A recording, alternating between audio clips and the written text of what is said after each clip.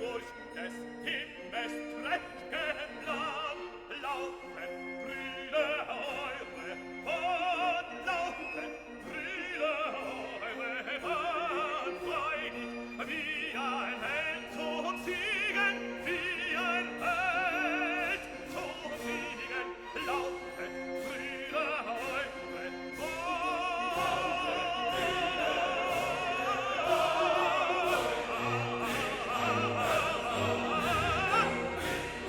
Ein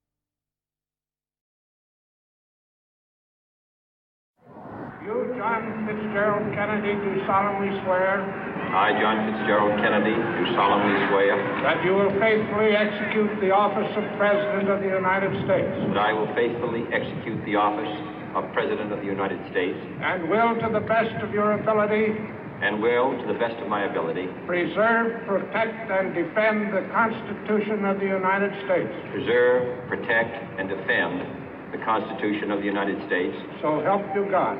So help me God.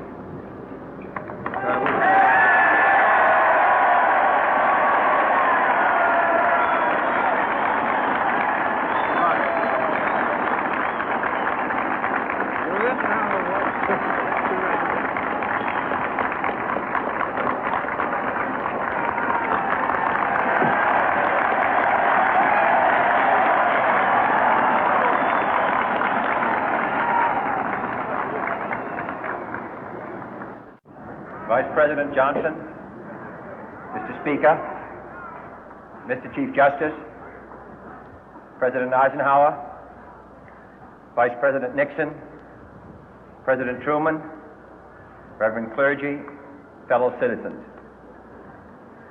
We observe today not a victory of party, but a celebration of freedom, symbolizing an end as well as a beginning, signifying renewal as well as change. For I have sworn before you and Almighty God the same solemn oath our forebears prescribed nearly a century and 3/4 ago. The world is very different now, for man holds in his mortal hands the power to abolish all forms of human poverty and all forms of human life. And yet the same revolutionary beliefs for which our forebears fought are still at issue around the globe. The belief that the rights of man come not from the generosity of the state, but from the hand of God. We dare not forget today that we are the heirs of that first revolution. Let the word go forth from this time and place to friend and foe alike that the torch has been passed to a new generation of Americans born in this century, tempered by war, disciplined by a hard and bitter peace, proud of our ancient heritage, and unwilling to witness or permit the slow undoing of those human rights to which this nation has always been committed and to which we are committed today at home and around the world.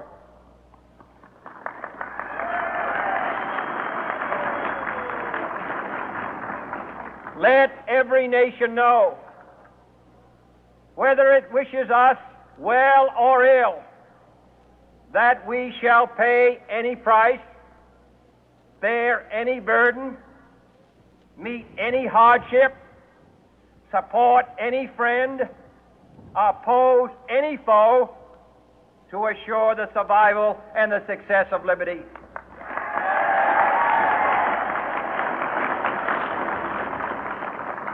This much we pledge and more. To those old allies whose cultural and spiritual origins we share, we pledge the loyalty of faithful friends. United, there is little we cannot do in a host of cooperative ventures. Divided, there is little we can do, for we dare not meet a powerful challenge at odds and split asunder. To those new states whom we welcome to the ranks of the free, we pledge our word that one form of colonial control shall not have passed away merely to be replaced by a far more iron tyranny. We shall not always expect to find them supporting our view, but we shall always hope to find them strongly supporting their own freedom and to remember that in the past, those who foolishly sought power by riding the back of the tiger ended up inside.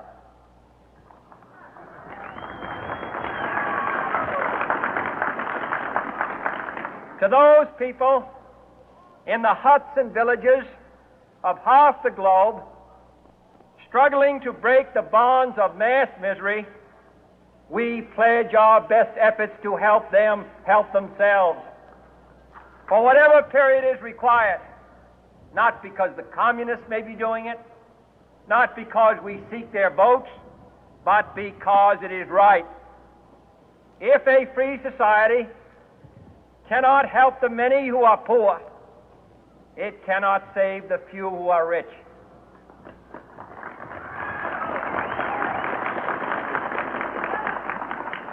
To our sister republics south of our border, we offer a special pledge to convert our good words into good deeds, in a new alliance for progress, to assist free men and free governments in casting off the chains of poverty. But this peaceful revolution of hope cannot become the prey of hostile powers. Let all our neighbors know that we shall join with them to oppose aggression or subversion anywhere in the Americas. And let every other power know that this hemisphere intends to remain the master of its own house.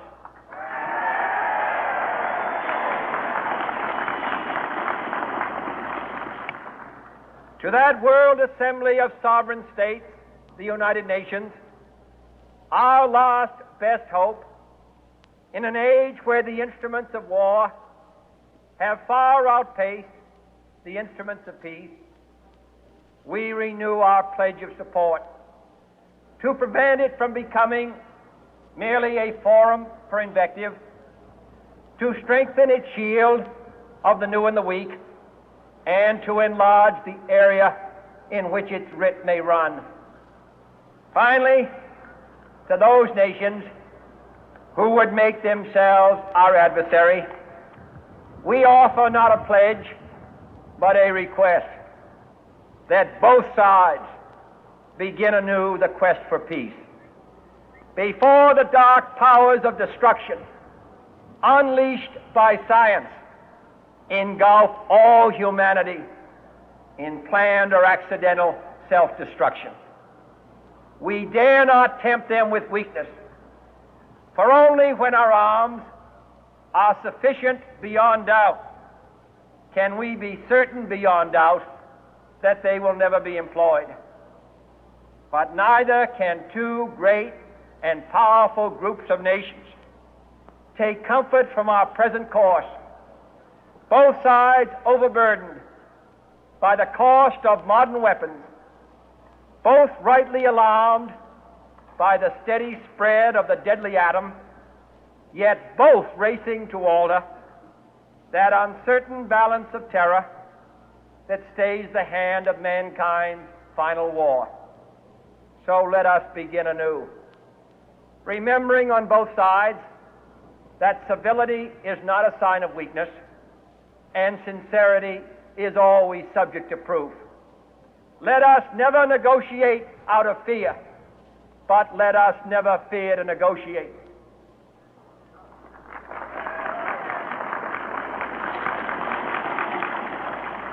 Let both sides explore what problems unite us, instead of belaboring those problems which divide us. Let both sides, for the first time, formulate serious and precise proposals for the inspection and control of arms, and bring the absolute power to destroy other nations under the absolute control of all nations.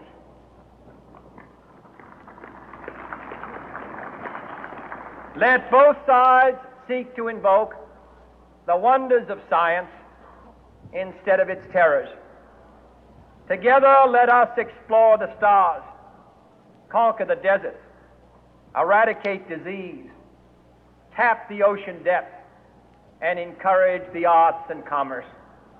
Let both sides unite to heed in all corners of the earth the command of Isaiah to undo the heavy burden and let the oppressed go free. And if a beachhead of cooperation may push back the jungle of suspicion, let both sides join in creating a new endeavor, not a new balance of power, but a new world of law, where the strong are just and the weak secure and the peace preserved. All this will not be finished in the first 100 days, nor will it be finished in the first 1,000 days, nor in the life of this administration, nor even perhaps in our lifetime on this planet. But let us begin.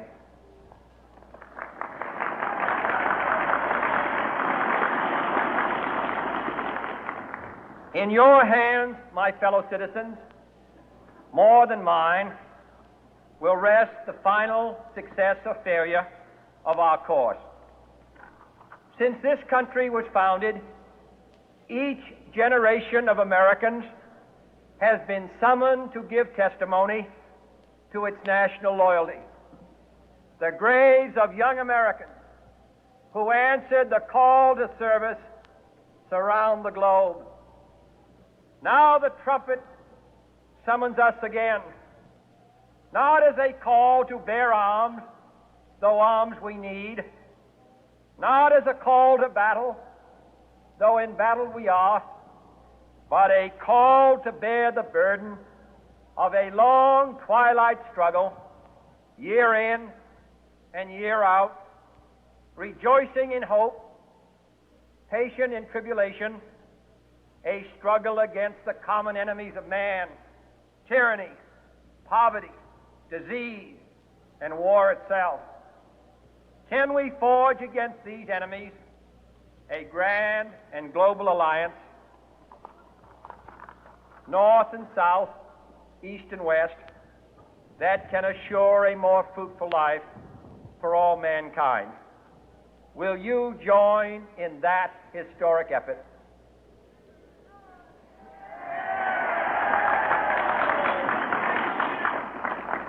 In the long history of the world, only a few generations have been granted the role of defending freedom in its hour of maximum danger. I do not shrink from this responsibility. I welcome it.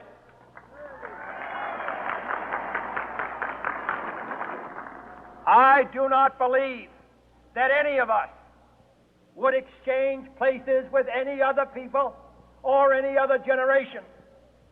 The energy, the faith, the devotion which we bring to this endeavor will light our country and all who serve it. And the glow from that fire can truly light the world. And so, my fellow Americans, ask not what your country can do for you. Ask what you can do for your country.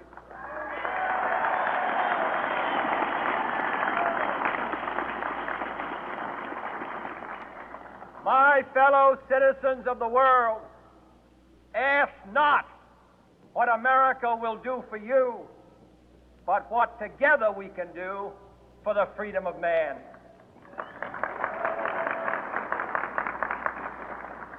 Finally, whether you are citizens of America or citizens of the world, ask of us here the same high standards of strength and sacrifice which we ask of you.